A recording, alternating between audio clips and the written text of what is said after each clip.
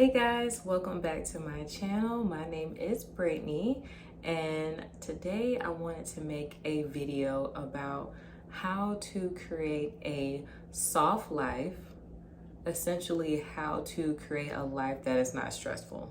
So this is a very trending topic, and when I first saw this, I thought it was definitely interesting. I kept hearing people talking about soft life this, soft life that.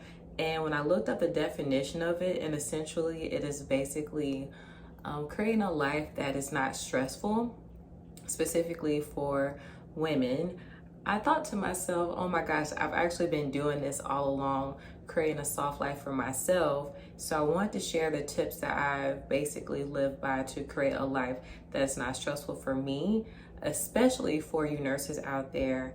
Our jobs can be so strenuous and super stressful. And so I definitely want to share what I do to preserve myself as a woman. If you are new to my channel, thank you for coming through. Please consider subscribing to my channel, and please give this video a thumbs up so it can be pushed through the YouTube algorithm. So the first tip that I want to share as far as creating a soft life for yourself as a woman is to get a job that's not stressful. So I actually have another video on my channel where I talk about the least stressful jobs that you can have as a nurse. Being a nurse is one of the most stressful jobs out there, especially with the pandemic and even after the pandemic. You see a lot of nurses leaving the bedside. And even prior to the pandemic happening, I really saw that the field of nursing was probably going to be too much on me personally with my personality. So I really started to look into jobs that honestly just did not require too much, and jobs that were fair. So when I say fair, being in the inpatient setting, you have so many patients that you're taking on, you have so many responsibility, and it truly can become very overwhelming. So the advice that I'm trying to give you is basically whatever field that you're in, make sure you pick something that, one, that you're passionate about, and two, something that won't be too much for you and put too much stress on you mentally and physically. All these things can play a part in creating a life that is extremely stressful and also can fall into a period where you can become super unhappy because your job is so demanding. So for all you women out there, and really for anyone, definitely find a work-life balance. And if you're the type of person that cannot take on too much stress like myself, then definitely find a job that is the least stressful for you. So that is my number one tip. Whatever industry you're in, find the least stressful job that you can tolerate based on your personality. The second tip I wanted to point out with me creating a soft life for myself is I started creating a positive environment and keeping positive people around me. So I had noticed that I did have a couple people in my life that did bring a lot of toxicity and a lot of negative energy, and just had very negative mindsets. And when I was going through this transition into wanting to have a more positive life, I realized that some of these friendships would come with a cause of having to maybe back away and distance myself from people that they tend to be a little bit more negative. So you really want to take note of the people that you have around you on a daily. Honestly, your environment and the people that you keep around you, that shows you where you're going in life. And with the saying, birds of a feather flock together, that is so true. So the more positive people that you have around you, the more ambitious or whatever you see for yourself and your future and your life, if you keep those type of people around you, you're sure to be able to attain those goals and get to where you want to be. So with that being said, when I started to transition to a more positive, desiring a more positive life, desiring a more soft life, I noticed that slowly all those friendships that I had that were very negative based, eventually they fell away naturally. So definitely take note about the type of people that you keep around you. The third thing that I want to point out is to develop a healthy lifestyle. So honestly, guys, we only get one body. You want to do the best that you can to take care of your body. So that means giving your body the best foods, the best nutrients, taking your supplements, working out, drinking lots of water, doing all that you can to make sure and ensure that you feel your best. So at the time when I was taking note of how I was treating my body and the lifestyle that I had, I noticed that I wasn't eating the best foods. I had a lot of unhealthy habits that contributed to how I felt overall, my mental health, and also the stressors that I had. It just makes it worse when you're not taking care of your body. So definitely take note of the nutrition and everything that you're putting and doing for your body to be at its most optimum level of health.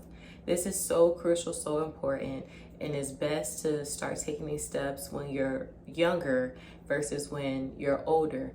When you're older, it's never too late. As long as you're living and breathing, you always have the opportunity to do better the next day. But the earlier you start, the better.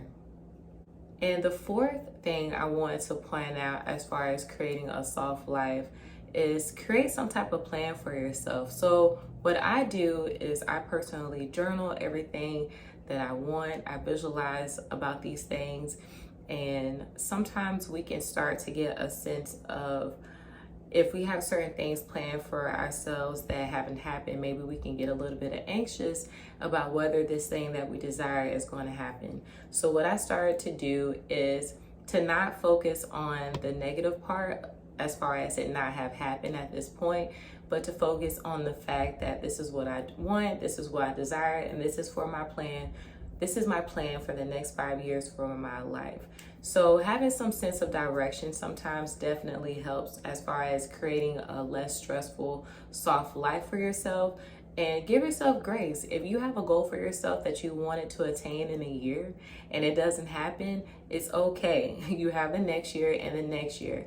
And a lot of times my plan, it will come in the form of creating it in a journal entry, or it can be in the form of creating a vision board. But whatever plan that you have for your life, write that down, make it visible for you to see, and so that you can focus on the good instead of focusing on the bad. And the last tip I have, tip number 5, is be very careful with social media and comparing your life to others. This is something that is so easy that we do, especially nowadays. Everything is social media based. We're on YouTube right now, and this is a social media platform, but you definitely want to be very careful about how much you spend on social media, and not only that, how much you're comparing your life to others. A lot of times, guys, we have to remember that when people post things on social media, they're definitely posting the highlights of their life. Like, no one is really posting, let's say most of the time, people aren't posting the bad things that happen to them. They're more so posting the good things, the things that they want you to know. you know, so this is very curated. This is handpicked, the pieces of their life that they want to share. And a lot of times, especially with this luxury era that we're going into, where a lot of people are posting about luxury items that they have and different trips that they're taking and different houses that they're buying, we can get caught up and think that, oh, well, this person that I went to college with or high school with, they've been able to attain all of these different things, and look at where I'm at in my life. But I'm here to tell you that we all have to focus on what we're doing in our life at this point. We cannot compare ourselves to what the person is doing next to us. All we have is what we have in front of us. And the more you compare your life to others, and I'm guilty of this, it can put you in a very sad and depressed space. So what I've done is sometimes I'll take breaks from Instagram, I'll take breaks from YouTube, or I just monitor what I'm allowing to go into my subconscious, because this is so crucial. Whatever you spend the most time looking at is going to be something that you ponder on, and it may end up being something that's toxic, where you are comparing where you're at in life to others. So definitely take note of that and just be very mindful about how much you're comparing your life to others when it comes to social media. So guys, that is my take on the soft life. Essentially, I feel that, especially as women, we have to do our best to not overexert ourselves. This is so important and so precious to our bodies. And we really can only take on so much stress at a time. And when you do take on too much stress, it can show up in our lives as far as disease. It can show up as fatigue. It can show up as hair loss. It can show up and manifest in so many different ways. So be careful about how you approach the soft life. My definition is all about creating a life that is, like I said, the least stressful, and a life that allows you to thrive at your best level. Not so much a life that has a lot of luxury this, a luxury that. Yes, those things are nice, and a lot of times as we attain wealth, we are able to attract those things as well.